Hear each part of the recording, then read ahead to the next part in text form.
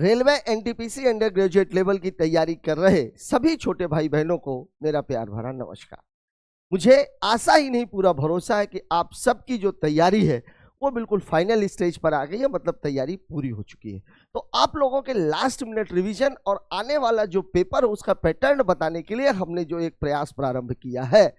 आज मैथ्स के पेपर में तीसरे दिन आइए देखते हैं कि किस तरह का पेपर कल आपकी परीक्षा में पूछा जाने वाला है। तो पहला सवाल जो है वो आपके सामने ये रहा। क्या कह रहा सवाल? 80 किलोमीटर प्रति घंटा और 120 किलोमीटर प्रति घंटा की गति वाली दो ट्रेनें एक दूसरे की तरफ 500 किलोमीटर की दूरी पर है। ठीक है, पार करने से 10 मिनट पहले उनके बीच की दूरी याद। 10 मिनट पहले की दूरी आपसे पूछ रहा है, दिशाएं विपरीत है, तो एक 120 एक 80 मतलब 200, और 10 मिनट पहले मतलब यही तो है कि वो 10 मिनट बाद मिल जाएंगे, मतलब 10 मिनट में उनके द्वारा तय की गई दूरी कितनी होगी। अगर दिशा विपरीत है तो भाई सीधी सी बात है कि दिशा विपरीत होने पर चाल क्या होती है? जुड़ती है। मतलब चाल कितनी हो गई है? 200।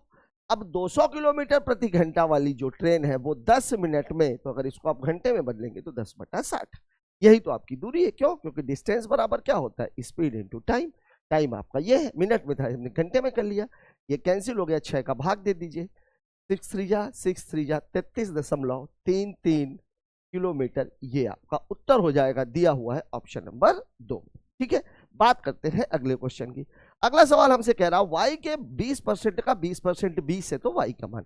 20% की वैल्यू कितनी होती है? 1/5, मतलब y गुणे 1/5 गुणे 1/5 बराबर कितना? 20। ये पूरा का पूरा उधर चला जाएगा, तो y की वैल्यू 5 5 जा 25, 2 जा 50, 1 0 लगा है, मतलब उत्तर कितना हो जाएगा? 500, दिया गया है ऑप्शन नंबर 4 में। बात करते हैं अगले सवाल की। अगला क्वेश्चन हमसे कह रहा है एक व्यक्ति एक निश्चित दूरी को 20 किलोमीटर प्रति घंटे की गति से और पिछली दूरी के आधे हिस्से को, मतलब अगर पहले वो 10 किलोमीटर की दूरी तय कर रहा था तो वो 5 किलोमीटर की करेगा। ठीक है, गति से तय करता है पूरी यात्रा में व्यक्ति की औसत चाल। औसत चाल कैसे निकाली जाती है भाई? औसत चाल बराबर क्या होता है? हमारा जो फॉर्मूला है वो ये होता है डिस्टेंस 1 डिस्टेंस 2, जब अलग अलग दूरियां हैं। अब चाल बराबर होता है क्या है भाई? चाल बराबर होता क्या है? दूरी बटे समय, दूरी बटे समय, लेकिन समय तो दिया नहीं है आपको। दिया क्या है? स्पीड ही दी गई है।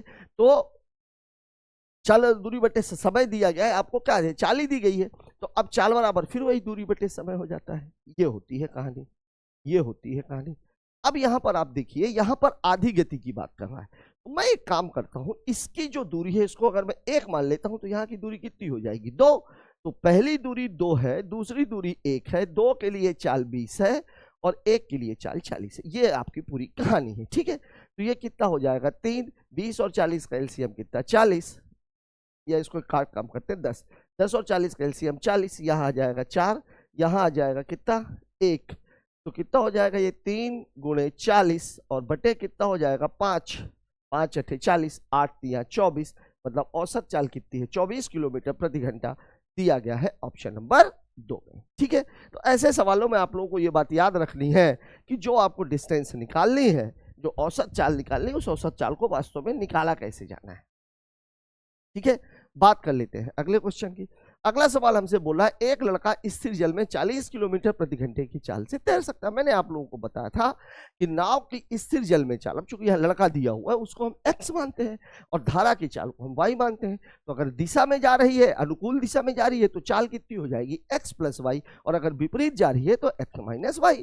तो एक लड़का स्थिर जल में 40 किलोमीटर प्रति घंटे की गति से तैर सकता है, धारा की गति 15 किलोमीटर प्रति घंटा है, तो वह समय ज्ञात कीजिए जब धारा के प्रतिकूल, धारा के प्रतिकूल, देखिए ये 40 है, इसकी चाल 15 है, मतलब इसकी जो टोटल चाल हो जाएगी वो कितनी हो जाएगी? 25 किलोमीटर प्रति घंटा।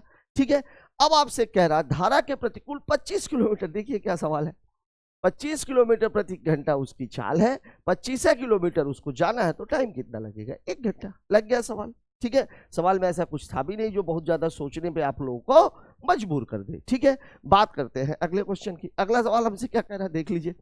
एक पाइप एक रिसाव के कारण एक टैंक को भरने के लिए 36 घंटे अधिक समय लेती है। ध्यान दीजिएगा, 36 घंटे समय नहीं लेती, 36 घंटे का अधिक समय लेती है, मतलब दोनों के टाइम का डिफरेंस 36 घंटे है। अधिक समय लेती है जो इसके अंतर प्रवाह का आधा है। ये है आपकी मेन चीज। अंतर प्रवाह का आधा है, मतलब जो दक्षता है वो क्या है, डबल का मामला है। ये है पाइप, ये है पाइप प्लस होल, ठीक है। इसकी जो इफिशियंसी है, इसकी जो इफिशियंसी है, अगर ये 2 है तो ये 1 है, यही तो मामला है। तो इसका जो टाइम है ये 1 है, तो ये कितना है, 2 है। और इन दोनों के बीच का जो डिफरेंस है वो कितना है, 36। यही तो आपको बोल रहा है, दोनों 36 घंटे अधिक, अधिक बोले कम बोले अंतर बोले, मामला तो वही है।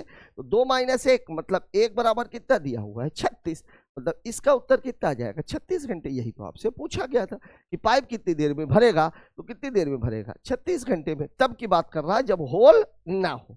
बात कर लेते हैं अगले क्वेश्चन की। इस सवाल में देखिए, यहाँ देखिए, मैं बार बार आप लोगों को एक बात बता रहा हूं कि अगर भाग के बाद ऑफ लगा हो, ये मामला काका है, काका, ठीक है। अब देखिए भाग के बाद लगा हुआ है, तो सबसे पहले तो हमारा ध्यान किस पर जाएगा, कोष्टक पे। और इस कोष्टक पे जब हमारा ध्यान जाएगा तो यहाँ पे हमारा ध्यान भाग के बाद का लगा, तो सबसे पहले ये वाला हिस्सा। और 2 ऑफ 8 का मतलब कितना हो गया, ये 16। अब आप सवाल को बना लीजिए, तो 92/16 प्लस 3 से ही 1/4 है, तो 4 तिहाई 12, 1 13/4।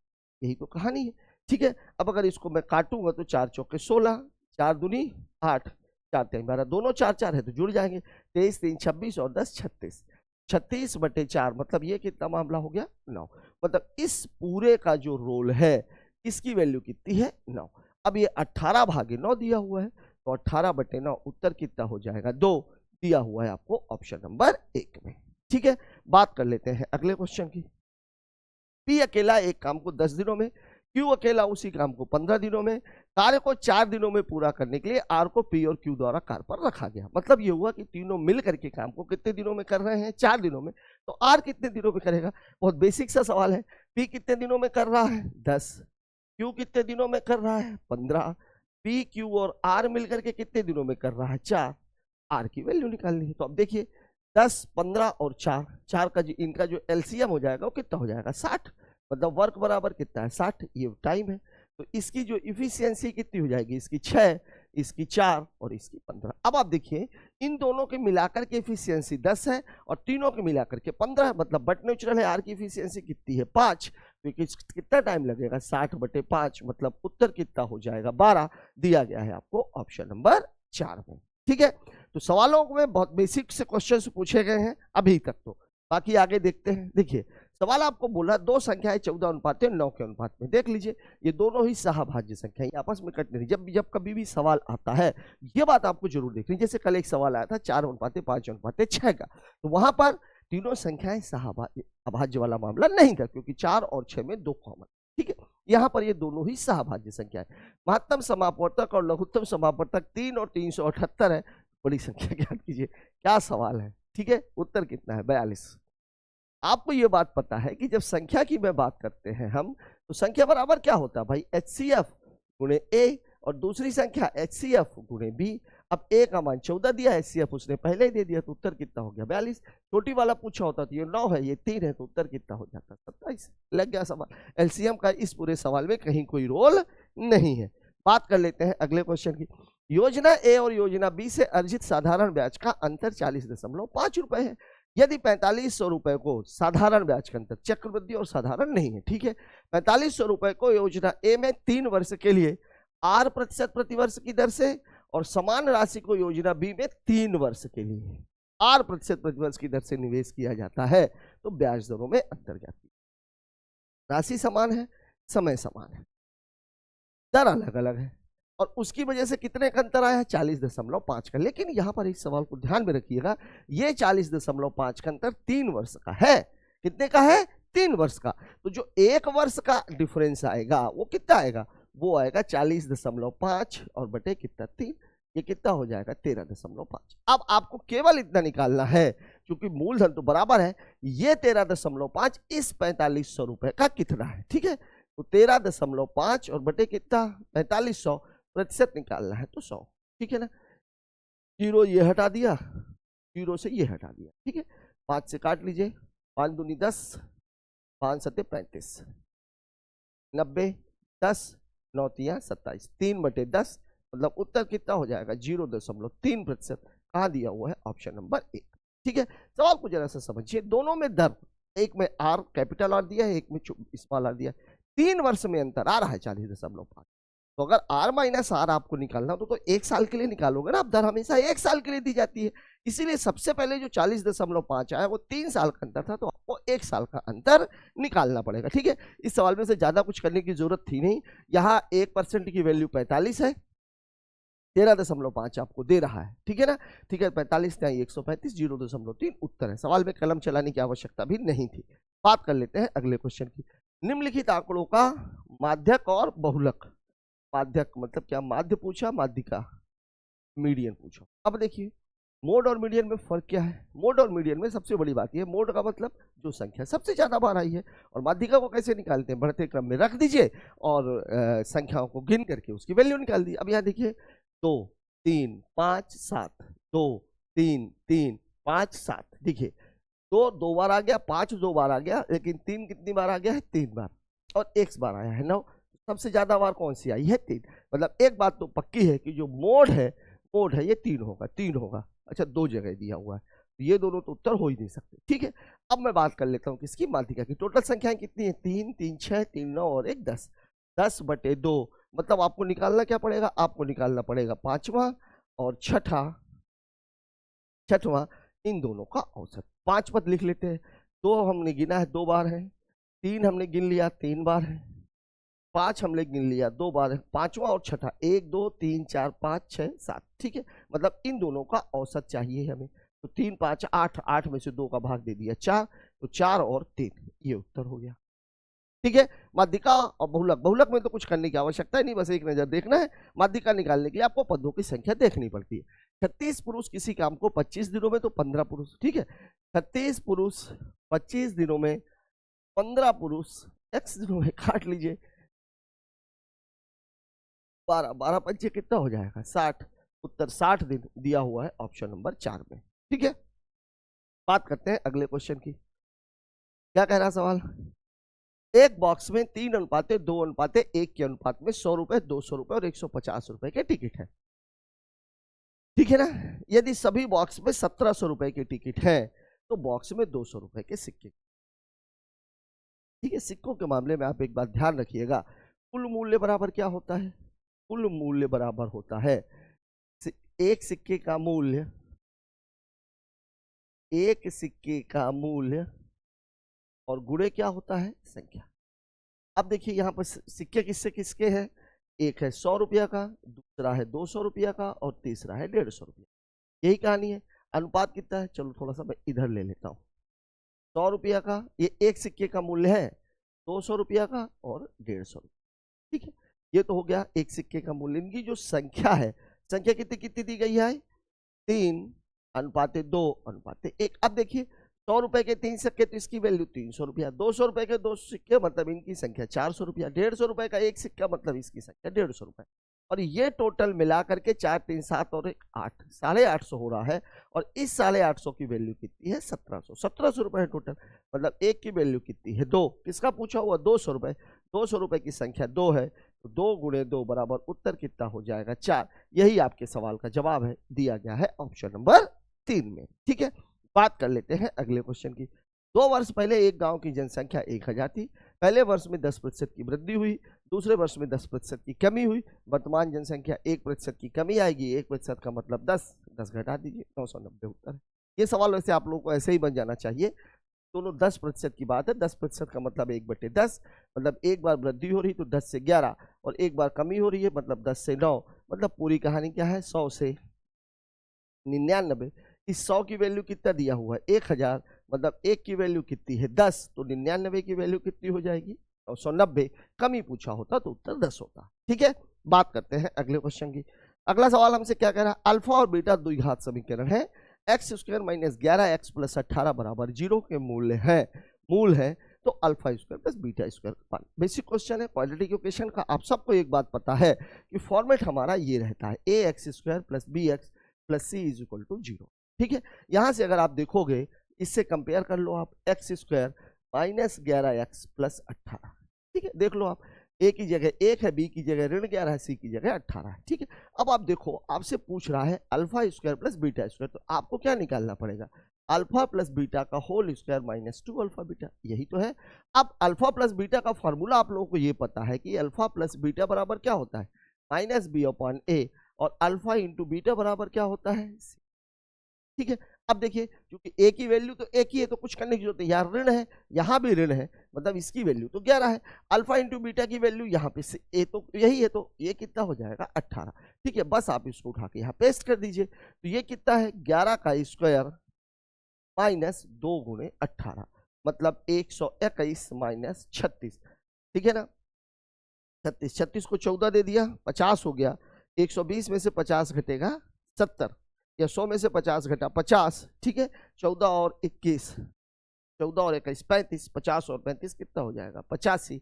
ये आपका उत्तर है, दिया गया है ऑप्शन नंबर 3। देखिए घटाने का तरीका आप सीधा सीधा भी घटा सकते हैं, 11 में से 6 चला गया 5, ठीक है, 12 में से 4 चला गया 8।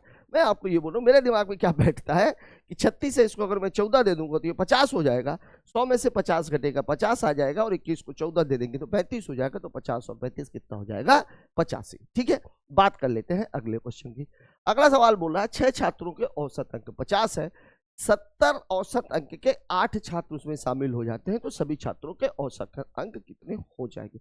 ऐसे सवालों में एक बात ध्यान रखिएगा, कोई ना कोई एक औसत जो नीचे वाला है उसको आप मान लीजिए। देखिए 6 छात्र थे 50 था, 8 70 वाले आ गए हैं, मैं सभी का 50 मान लेता हूँ, सभी का, इन 8 को भी अगर मैं 50 मान लूँ तो टोटल जो 14 छात्र हो गए इनका औसत मैंने 50 मान लिया। अब देखिए वृद्धि हो रही है, यहाँ पे कितने की वृद्धि हो रही है, 50 से 70, 20 की वृद्धि कितने लोगों में, 8 लोगों में, मतलब 20 की वृद्धि हो रही है 8 लोगों में, और ये बटेगा कितने लोगों में 14। ठीक है ना, बस इतना ही सवाल है आपका। तो अब ये कितना हो गया, 2 सत्ते 14, 2 चौके 8। ठीक है, 80 में आपको 7 का भाग देना है, कितना आ जाएगा 80 में 7 का भाग, 80 में 7 का भाग, 12 सत्ते 84 आएगा, 11 सत्ते 77, 7 चौक 28, 50 प्लस 11.4, मतलब उत्तर हो जाएगा 61.4, दिया है क्या, ऑप्शन नंबर 1, ये आपका उत्तर है। ये बात ध्यान रखिएगा, औसत का मतलब ही होता है बराबर का बंटवारा। ठीक है, बात करते हैं अगले क्वेश्चन की। अगला सवाल हमसे बोला एक आयताकार भूमि की लंबाई और चौड़ाई का अनुपात 5:3 है, यदि 12 रुपए प्रति वर्ग मीटर की दर से बाड़ लगाना है। बाड़ कहाँ लगाते हो आप, किनारे किनारे लगाते हो, किनारे किनारे, मतलब बात किसकी हो रही है, परिमाप की। ठीक है ना, 12 रुपए प्रति किलोमीटर की दर से बाड़ लगाने की कुल लागत 9600 रुपए है, तो लंबाई और चौड़ाई ज्ञात कीजिए। सीधा सा मसला ये है कि भैया लंबाई x है, चौड़ाई 3x है, और इसका ये परिमाप हो गया, खर्चा है 12, और इसकी वैल्यू कितनी है 96 है। यही तो सवाल आपका बोल रहा है। ठीक है, तो ये 12 अट्ठे 96, और ये कितना हो जाएगा, ये हो जाएगा 400, मतलब 8x बराबर कितना है 400, तो ये काटेंगे तो कितना आ जाएगा, x बराबर कितना आ जाएगा 50। अब आपसे पूछ रहा है लंबाई, लंबाई 5x है, तो 50 गुणे 5, अच्छा दोनों पूछ रहा है क्या, 50 गुणे 5 ये कितनी हो जाएगी 250, और 3x मतलब 50 गुणे 3 ये कितनी हो जाएगी 150, मतलब 250 मीटर, 150 मीटर, उत्तर हो जाएगा ऑप्शन नंबर 1। ठीक है, बात कर लेते हैं अगले क्वेश्चन की। एक छात्र को 140 अंक प्राप्त होते हैं जो उत्तीर्ण अंकों से 20 अंक अधिक है, परीक्षा उत्तीर्ण करने के लिए 30% चाहिए। ठीक है, अब आप देखिए पास होने के लिए उसको कितना चाहिए 30%, और अंकों में 140 पा गया है लेकिन वो 20 ज्यादा है, मतलब इसकी वैल्यू कितनी है 120, मतलब 30% की वैल्यू 120 है। ठीक है, अधिकतम अंक हमेशा कितने होते हैं 100%, यही तो सवाल है। 30 से काटेंगे तो कितनी बार जाएगा 4, तो जब 1% की वैल्यू 4 है तो 100% की वैल्यू 100 गुणे 4, मतलब आंसर कितना हो जाएगा 400, दिया गया है ऑप्शन नंबर 4 में। ठीक है, बात कर लेते हैं अगले क्वेश्चन की। अगला सवाल, त्रिभुज का परिमाप 27 सेंटीमीटर है, इसकी भुजा BC बराबर 9 सेंटीमीटर है, AD कोण BAC का समद्विभाजक है, आई अंता केंद्र है, तब DI अनुपात IA का मान कितना है। जब कभी भी ऐसा सवाल आए जहां पर आपको पर्टिकुलर ये ना बोल दिया गया हो कि त्रिभुज कौन सा, अब यहां पर आप देखिए 27 और 9 का मामला है, मतलब आप ये तो ले सकते हो ना कि समबाहु त्रिभुज है, भाई अगर तीनों भुजाएं 9-9 होंगी तभी तो परिमाप 27 होगा, तो यहां पर हम ये मान करके चल रहे हैं कि ये मामला समबाहु त्रिभुज का है, ये समबाहु त्रिभुज हो गया। ठीक है, अब मैं ये बोल रहा हूँ कि ये 9 है, ये 9 है, और ये भी 9 है। अब ये ABC बोल रहा है, ये मैं समझा रहा हूं, इसका उत्तर तो क्या पूछ रहा है DI अनुपात I अंतः केंद्र है, AB D 1 अनुपात 2, ये उत्तर हो जाएगा। ठीक है, अब आप देखिए सवाल में बोला क्या है, AD कोण BAC का समद्विभाजक है, ये है AD, ये है AD, और आई अंतः केंद्र मतलब इसका भी समद्विभाजक अंतः केंद्र क्या होता है, ठीक है ना, कोण समद्विभाजकों का ये वाला मामला, ये आई। अब आप खुद एक चीज देखो कि समबाहु त्रिभुज में परिकेंद्र, अंतः केंद्र, लंब केंद्र, केंद्रक चारों एक ही जगह पर होते हैं और वो कहलाती क्या है, माध्यिका। और माध्यिका हमेशा 2:1 में होती है, आधार की तरफ 1, शीर्ष की तरफ 2। मतलब मैं ये कह रहा हूं कि ये अगर 2 है तो ये कितनी होगी, 1। अब आपसे अगर AI अनुपात ID पूछा होता तो 2:1 होता, लेकिन सवाल में उसने आपसे पूछा क्या है, DI अनुपात IA, मतलब उत्तर कितना हो जाएगा, 1:2। क्यों? क्योंकि इसको हमने क्या मान लिया है, माध्यिका मान, ठीक है ना। क्यों? क्योंकि समबाहु त्रिभुज में सभी चीजें एक जगह पर होती है, चारों केंद्र एक ही जगह पर स्थित होते हैं। समबाहु त्रिभुज मैंने क्यों माना, क्योंकि पर्टिकुलर स्पेसिफिक त्रिभुज का नाम उसमें नहीं दिया गया है और 27 और 9 समबाहु त्रिभुज के लिए बिल्कुल फिट बैठता है, ठीक है। बात करते हैं अगले क्वेश्चन की। अगला सवाल हमसे कह रहा है, एक राशि पर 2 वर्षों के लिए 12.5% सालाना ब्याज दर पर चक्रवृद्धि ब्याज और साधारण ब्याज के बीच का अंतर 45 रुपए है, राशि ज्ञात करें। अब आप देखिए 12.5% की वैल्यू कितनी होती है, 1/8। 2 साल का मामला है, तो मैं एक काम करता हूं कि जो मूलधन है इसको हमेशा इसी तरह से डील करिएगा। मूलधन है, क्योंकि कितने का मामला है, 2 वर्ष का मामला है, 1/8 की बात हो रही है, मतलब मूलधन को मैं कितना मान लूंगा, 8 स्क्वायर। अब यहां पर अगर चक्रवृद्धि ब्याज की बात करें तो ये 2 और 1 के रेशियो में चलता है। 8 स्क्वायर की वैल्यू कितनी है, 64, मतलब 64 का ब्याज हो जाएगा 8 और 8 का ब्याज कितना है, 1। ये तो कहानी है। अब अगर मैं इसके SI की बात करूं तो SI कितना है, SI है बराबर इसका 16%। ध्यान रखिएगा बात, अभी मूलधन 64 की हो रही है, मूलधन दिया नहीं है कुछ। और अगर मैं CI की बात करूंगा तो CI कितना हो जाएगा भाई, 8 दूनी 16 प्लस 1, मतलब ये कितना हो जाएगा, 17, ठीक है। अब CI कितना हो गया, ये आपका 17%। तो इन दोनों का जो अंतर है CI माइनस SI, वैसे आप इसको भी करने की जरूरत ही नहीं थी, अंतर यही होता है। तो CI माइनस SI बराबर कितना हो जाएगा, ये 1%। और ये वैल्यू कितना दिया गया है, 45। तो जब 1% की वैल्यू 45 है तो हमने कितना ले रखा है, 1 की वैल्यू, सॉरी 1% की नहीं है ये, 1 बराबर 45 है, ठीक। ये मैंने सब उल्टा ही कर दिया, 16 1, ये भी परसेंट में नहीं है, ये भी परसेंट में नहीं है, ये 64 की वैल्यू है। 64 मूलधन का ब्याज 8, 8 मूलधन का ब्याज 1, ठीक है। 1 की वैल्यू अगर 45 है तो 64 की वैल्यू 64 गुणे 45, ठीक है। अब देखिए इसका गुणा कैसे करना है, ये भी आप लोग थोड़ा सा ध्यान रखिएगा। 8 गुणे 8, इसको मैं कैसे गुणा करूंगा, 45 दूनी 90, ठीक है ना, और 8 नाम 72। बात नहीं आ रही समझ में। अगर मैं इसमें से 45 दूनी 90, 32 निकाल लूं तो 9 दूनी 18, 9 त्रिक 27 और 1 28, 288, 2880 आएगा उत्तर। मतलब ये है ऑप्शन नंबर 2। कैसे गुणा करना, देखिए 64 को, ये कितना है 45 है, इस 45 को अगर मैं 2 दे दूं तो यहां पर कितना बचेगा, 32 बचेगा। तो 45 दूनी 90, मतलब 32 में 90 का गुणा करना है, तो 9 दूनी 18, 9 त्रिक 27 और 1 28, 2880 रुपए। तो जब कभी भी आप लोग कैलकुलेशन करिए तो ये छोटी छोटी बातें, छोटे छोटे जो कैलकुलेशन के पॉइंट है, ये आपका बहुत ज्यादा समय बचा देती है। वास्तव में इस सवाल को लगाने के लिए कलम चलाने की आवश्यकता नहीं है। क्यों नहीं है, 2 साल का दिया, 1/8 का मामला, सीधा सीधा मूलधन हो जाएगा 64।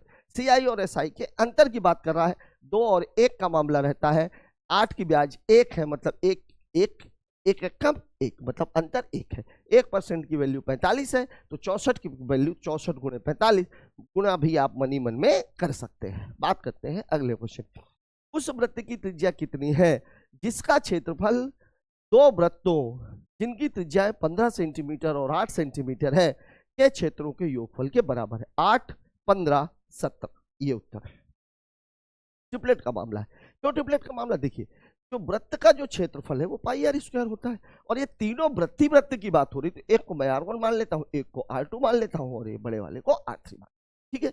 अब ये बोल रहा है कि ये 5 स्क्वायर है, ओ सॉरी 8 स्क्वायर है, और ये 15 स्क्वायर है। अब यहाँ पे आप देखो, ये पाई को मैंने कॉमन ले रखा है, यही तो मामला है। तो यहाँ पे भी तो पाई कॉमन रहेगा, R3 स्क्वायर, सॉरी 8 स्क्वायर, तो पाई से पाई तो कैंसिल ही हो जाएगा। और 8 स्क्वायर प्लस 15 स्क्वायर का मामला कितना होता है, 17 स्क्वायर। तो अगर इसकी 8 है, इसकी 15 है, तो इसकी कितनी हो जाएगी, 17। मतलब इस सवाल को भी आप बगैर हल किए आपको टच करना चाहिए, मतलब आंसर आपको बगैर हल किए करना चाहिए। ये बात आपको याद रखनी है। तीनों वृत्त हैं और स्क्वायर का मामला था। दो दोस्त हैं ए और बी ने, ए के 40,000 रुपए के निवेश के साथ व्यापार शुरू किया, बाद में बी 60,000 रुपए के निवेश के साथ शामिल हो गया। ठीक है, कितने महीनों के बाद बी शामिल हुआ यदि लाभ वर्ष के अंत में समान अनुपात मतलब 1:1 है किया जाता है। अब मैंने आप लोगों को क्या बताया था, जब कभी भी धन का मामला हो तो आप एक काम करो, सबसे पहले तो इनका रेशियो निकालो। जैसे देखो आप, प्रॉफिट तो 1:1 का है, ये ए है और ये बी है। मैं आपको ये बोल रहा हूं कि भैया ये 40,000 है और ये 60,000 है। पहले तो आप इन्हीं को छोटा कर लीजिए, ये 4 जीरो ये 4 जीरो कैंसिल। ठीक है, और छोटा करना है तो ये 2 हो गया और ये कितना हो गया 3। अब ये वाली वैल्यू 12 है, मतलब इसकी वैल्यू तो 24 आएगी। अब अगर ये 24 है, ये 3 है, तो इसको 24 बनाने के लिए मुझे कितने का गुणा करना पड़ेगा, 8 का।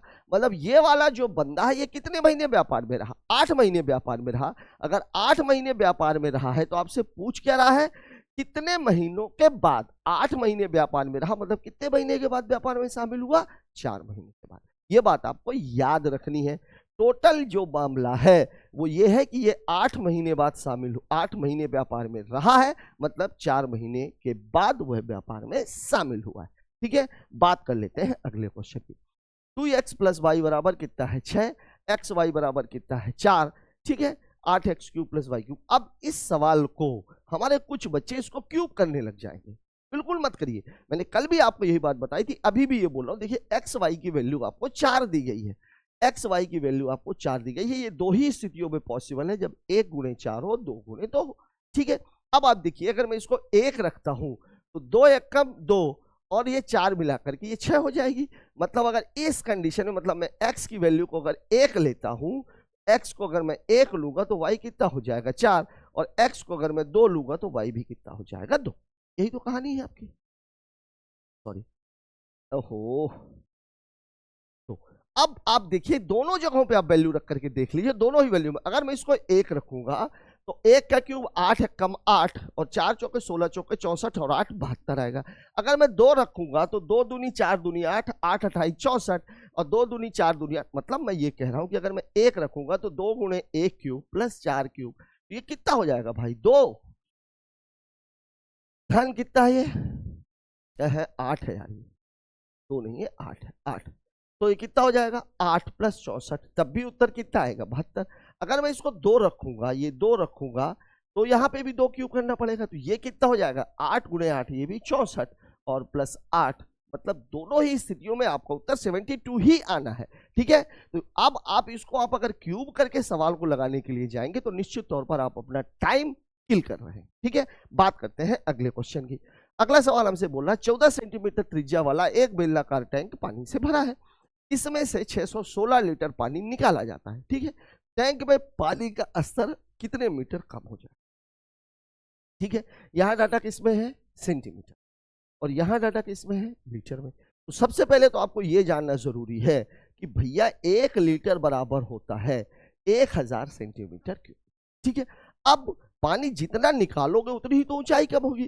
टैंक कैसा है आपका बेलनाकार, तो बेलनाकार टैंक का जो आयतन है वो होता है πr²। एच की वैल्यू आपको निकालनी है, और ये टोटल है कितना 616 और गुणे कितना है 1000। अब देखिए आर की वैल्यू 14 है, ठीक है ना, तो ये 22/7 × 14 × 14 × h बराबर 616 और गुणे कितना हो जाएगा ये 1000। ठीक है, अब आप इसको काट लीजिए, 22 दूनी ये 7 दूनी 14 हो जाएगा। ठीक है, ये बराबर है 22 से अगर मैं काटता हूं तो 22, 11 से काट लेते हैं, 11 × 5 = 55, 11 × 6 = 66, 14 चौके 56, 2 दूनी 4, सब कुछ खत्म। मतलब h की वैल्यू कितना है, h की वैल्यू बराबर कितना आ गया 1000। लेकिन ये ध्यान रखिएगा ये किस में आ रहा है सेंटीमीटर में, लेकिन आपसे पूछा किस में है मीटर में, तो 1000/1000 मतलब उत्तर कितना आ जाएगा 1 मीटर दिया गया है ऑप्शन नंबर 3 में। सवाल में कुछ भी नहीं है, थोड़ा सा आपको दिमाग लगाने की आवश्यकता, और एक चीज आपको पता होनी चाहिए कि 1 लीटर बराबर सेंटीमीटर में कितना होता है 1000। एक मैच में 4 बल्लेबाजों द्वारा बनाए गए औसत रन कितने हैं 48। 3 बल्लेबाजों द्वारा बनाए गए रन 58, 28 और 24 है, तो चौथे खिलाड़ी ने कितने रन बनाए? अब देखिए इसमें आप लोगों का जो अप्रोच रहेगा, अब 48 में आप 4 का गुणा करोगे, फिर इसको जोड़ोगे और घटा दोगे। मेरा जो अप्रोच रहेगा, मैं सबको 48 मान लेता हूँ, चौथा वाला भी 48 है, ठीक है। अब देखिए 58 है, देखिए मैं जो बोल रहा हूँ इस अप्रोच को थोड़ा सा आप लोग सीखिए। 58, 28 और 24 है, मैं सभी को 48 मान रहा हूँ, तो यहाँ कितना है ये +10, यहाँ कितना है -20 और यहाँ कितना है -24, ठीक है। +10 और -20 ये घट जाएगा, तो ये कितना बच जाएगा? -10। ये कितना हो गया? -24 और माइनस ये कितना हो जाएगा? ऋण 24, ठीक है। अब होना कितना चाहिए था? 48, ठीक है ना। 48 और ये ऋण है तो इसको धन करके 48, 34, उत्तर कितना आ जाएगा? 8 4 12, 4 3 7 1 8, सॉरी 82। ये आपका आंसर, ये आपका आंसर। अब दूसरा तरीका जो हमारे बच्चे लगाएंगे वो क्या करेंगे? 48 गुणे 4, मतलब ये कितना हो जाएगा? ये 192, ठीक है। अब आप देखिए 8 8 16 16 4 20 20 20 0, ठीक है। 2 बचेगा, 5 2 7 2 9 2 11 11, उत्तर कितना आ जाएगा? 82। यहां पर ही हो सकता है ये चीज आपको सरल लग रही हो, है ही सरल, लेकिन आपको अपने दिमाग में ये बैठा करके रखना है कि औसत का मतलब होता है बराबर का बंटवारा, ठीक है। जब कभी भी डाटा बड़ा आता है, जब 900 1000 1010 4 अंकों वाला डाटा रहता है, वहां पर यह तरीका आपके बहुत काम आने वाला है, तो आप इस तरीकों को अपने दिमाग में जरूर बैठा करके रखिए। बात करते हैं अगले क्वेश्चन की। सूरज 7 रुपए में 5 की दर से टॉफी और 4 रुपए में 3 की दर से बेचता है। यहाँ खरीदता है, यहाँ बेचता है। लाभ प्रतिशत या हानि प्रतिशत ज्ञात कीजिए। जब कभी भी कुछ रुपए में कुछ वस्तुएं खरीदकर कुछ रुपए में अलग अलग रेट पर कुछ रुपए में कुछ वस्तुएं बेची जाती हैं, तो वस्तुओं की संख्या को हमेशा बराबर किया जाता है। यहाँ ध्यान दीजिए, देखिए जैसे सीपी क्या बोल रहा है? सीपी बोल रहा है कि भैया 7 रुपए में वस्तुएं कितनी है? 5, और एसपी जो बोल रहा है, एसपी बोल रहा है 4 रुपए में कितनी है? 3। मुझे इनको बराबर करना है, बराबर करना है तो यहाँ 3 का गुणा और यहाँ 5 का, यही तो होगा। अब आप देखिए, आपसे लाभ और हानि पूछा तो वस्तुओं की संख्या तो बराबर हो गई, तो ये कितना है? 3 7 21 और ये कितना है? 5 चौके 20। ये सीपी है, ये एसपी है, तो यहाँ मुझे दिख क्या रहा? मुझे दिख रहा है लॉस 1 का, तो अगर लॉस परसेंट निकालना है तो 1/21 गुणे, ठीक है।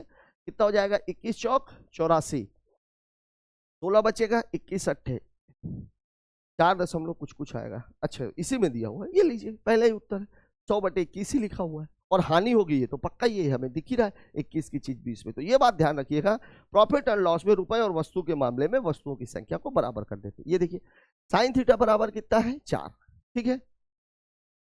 अब ये देखिए 5 साइन थीटा बराबर 4, मैं कल आपको इसी सवाल की चर्चा ही कर रहा था। 5 साइन थीटा बराबर कितना है? 4, मतलब साइन थीटा की वैल्यू कितनी है? 4/5। और ये क्या होता है? लंब परपेंडिकुलर, और ये क्या क्या होता है? कर्ण लंब, और ये क्या होता है? कर्ण, ठीक है। अब ये देखिए 4 5 है तो आधार आपका कितना हो जाएगा?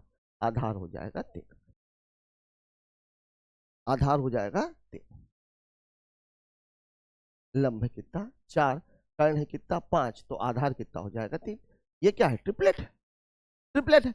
अब आपसे पूछ जो जो रहा है वो आप जो है इसको कैलकुलेट करके दे दीजिए। देखिए सेक थीटा किसका उल्टा है? कॉस थीटा का। कॉस थीटा बराबर होता क्या है? कॉस थीटा बराबर होता है आधार बटे कर्ण, तो ये 3/5, तो सेक थीटा की वैल्यू कितनी हो जाएगी? 5/3। कर्ण बटे आधार है, ये भी आप कर सकते हो। देखिए कॉट थीटा किसका उल्टा है? 10 का, और 10 बराबर क्या होता है? 10 बराबर होता है लंब बटे आधार, और लंब कितना है? 4, आधार कितना है? 3। ये लीजिए 4 गुणे 4/3, यही तो आप करोगे, साइन थीटा बटे कॉस थीटा, ठीक है ना। अब देखिए फिर क्या बोल रहा है? बटे बटे 4 टेन थीटा तो 4 गुणे 3/4, और -5 कॉस थीटा तो 5 गुणे 3/, यही तो कहानी। ये और ये कैंसिल, ये और ये कैंसिल, ठीक है। 3 है,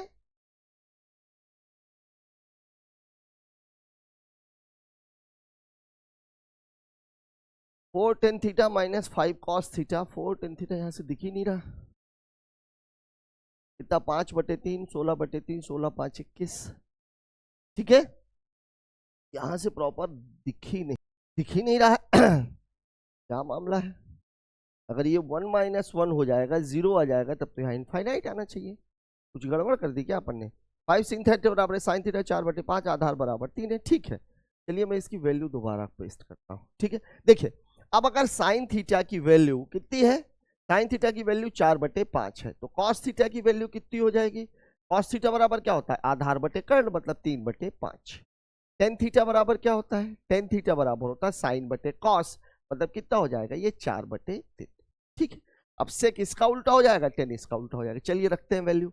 देखिए कॉस थीटा का उल्टा सेक थीटा, तो ये 5/3 प्लस 4 गुणे इसका उल्टा 3/4 बटे कितना है 4 टेन थीटा, तो 4 गुणे 4/3 माइनस कॉस थीटा की वैल्यू है 5 गुणे 3/5, 5 से 5 कैंसिल हो गया। ठीक है, अब क्या आ जाएगा ये 5/3, अब तो ये कट नहीं रहा, मतलब कुछ तो गड़बड़ हमसे हुई थी। तो अब ये कितना हो जाएगा 4 से 4 कैंसिल। देखिए 5/3 धरती, तो 3 3 9 5 14, ये 14/3 हो जाएगा।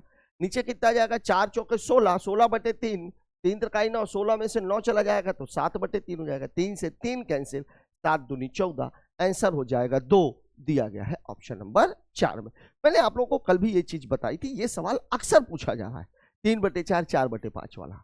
ठीक है, कभी साइन की वैल्यू देके कास की और टेन की निकलवा लेता है। मतलब अगर आपको देखा जाए तो देखिए ये क्या था, ये पूरा मामला क्या था, ये था परपेंडिकुलर, ये था बेस और ये था हाइपोटेनस। ठीक है, अगर ये परपेंडिकुलर और बेस आपको दिया हुआ है, सॉरी ये हाइपोटेनस दिया हुआ है, हाइपोटेनस दिया हुआ, ये बेस आपने निकाला है। ठीक है, अब अगर ये 4 5 है तो ये 3 ही होगा। क्यों? क्योंकि मामला किसका है, मामला किसका है, समकोण त्रिभुज का। ठीक है, और समकोण त्रिभुज है तो ट्रिपलेट तो लगेगी, और ट्रिपलेट 3 4 5 तो बेसिक ट्रिपलेट है। अगला क्वेश्चन क्या बोला है, 15,000 रुपए पर एक वर्ष में 4% की दर से चक्रवृद्धि ब्याज की गणना कीजिए यदि ब्याज अर्धवार्षिक रूप से संयोजित किया जाए। अब देखिए अगर अर्धवार्षिक रूप से संयोजित कर रहे हैं तो जो दर होती है वो क्या हो जाती है, आधी, और जो टाइम होता है वो क्या हो जाता है 2 गुना।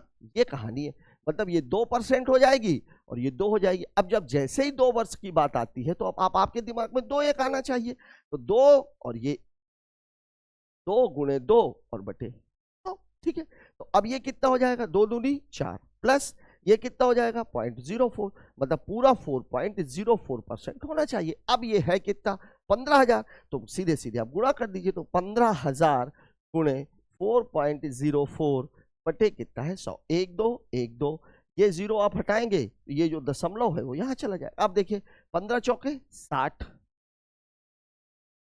60 15 चौके 60, एक अंक के बाद दशमलव, उत्तर कितना हो जाएगा 606 रुपए, दिया गया है ऑप्शन नंबर 3 में। मैं बार बार बोल रहा हूं सीआई निकालने के लिए इससे बेहतर और कोई तरीका हो नहीं सकता। ठीक है, बात कर लेते हैं अगले क्वेश्चन की।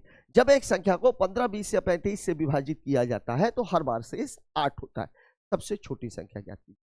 जब कभी भी ऐसी सवाल पूछे जाते हैं तो आपको हमेशा ध्यान रखिए शेष अगर बराबर बच रहा है मतलब मामला है एलसीएम प्लस शेष का। अब आप देखिए 15 20 और 35 का एलसीएम निकालना है। देखिए 15 20 और 35 इनका आपको क्या निकालना है एलसीएम। एलसीएम निकालना है, सबसे बड़ी संख्या पर फोकस। ये कितना है 5 गुणे 7, 5 तो आ गया, 15 बनाना है तो 3 और चाहिए, 20 बनाना है 5 है 4 और चाहिए। ये 5 चौके 20, 7 तरीके 21, 21 दूनी 42, 420। ठीक है, अब आपको चाहिए क्या है, हर बार शेष कितना बच रहा है 8, ये तो हो गया एलसीएम।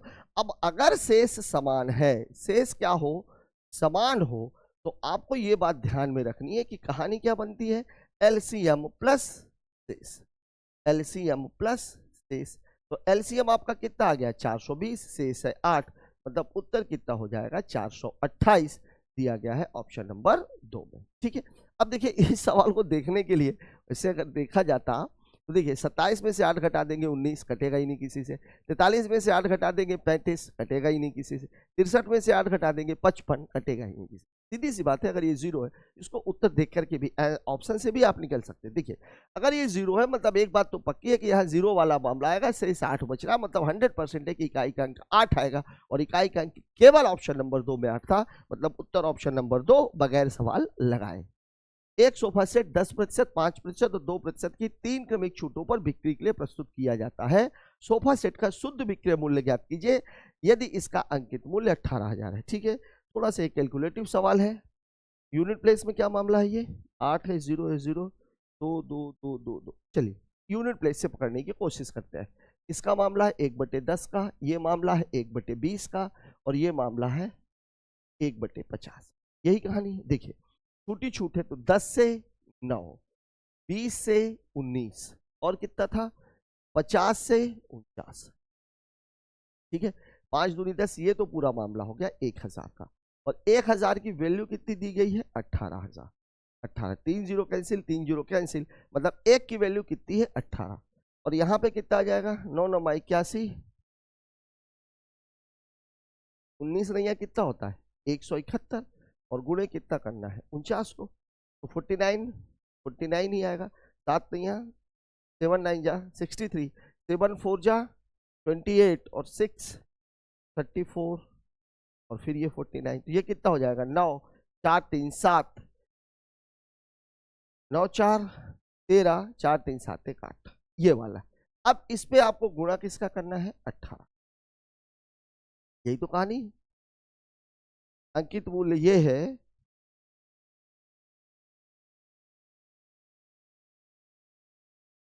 सही जोड़ा है क्या मैंने? 1000 की वैल्यू इतनी सारी कैसे आ सकती?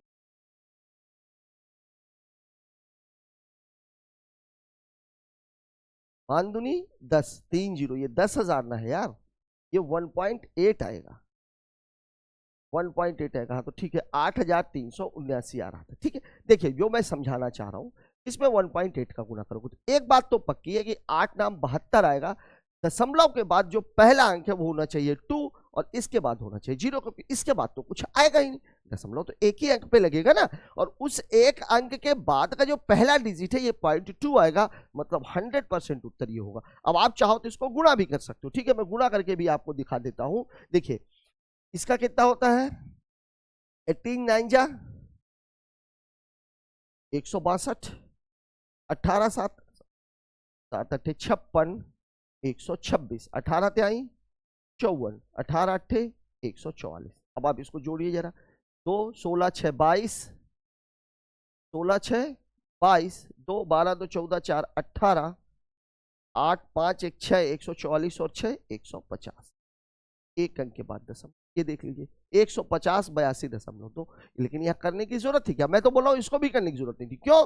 जैसे ही आपका ये 1.8 है, ये एक बात तो पक्की है, यहाँ पे इकाई अंक क्या आएगा? 9 9 9 जा 1, और 1 9 9, और इस पे जब आप 1.8 का गुना करोगे तो 8 9 जा 2 ही आना है, एक अंक के बाद दशमलव आना है, मतलब 0.2 तो होना ही चाहिए। 0.2 कहीं था नहीं, यहाँ 0.28 था, केवल यही भरता, मतलब उत्तर ऑप्शन नंबर 3। ये भी गुणा करने की आवश्यकता आपको नहीं थी। ठीक है, बात कर लेते हैं अगले क्वेश्चन की। एक वृत्त में जीवाएं ए बी और सी डी आंतरिक रूप से ई पर प्रतिच्छेद करती हैं। सी डी की वैल्यू 16, डी की वैल्यू 6, ए की वैल्यू 12, बी की वैल्यू x, तो x का मान। ठीक है, पहले एक फिगर बना लेते हैं क्योंकि कुछ समझ में नहीं आ रहा है कि वैल्यू इसने थोड़ा सा घुमा के दे दी है। देखिए तो जीवाएं हैं ए बी और ये सी। ठीक है, ये है ए बी और ये है सी डी। ठीक है, कहां पर काट रही है? ई पर। वैल्यू क्या दी हुई है? देखिए सी डी बराबर 16, इस पूरे की वैल्यू 16 है।